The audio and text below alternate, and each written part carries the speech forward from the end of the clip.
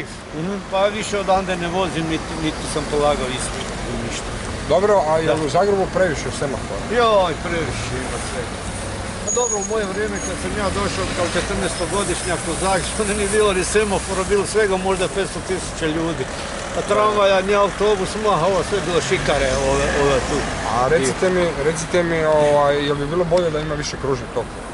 Pa bi, šta ja znam, zavisi gdje i na kojem mjestu. A za vas ko pješaka da vas pitam, bi bilo bolje da dok gori crveno ili zeleno, dok prolazite da bude one sekunde koje odbrojavaju. Da znate koliko imate vremena za preći.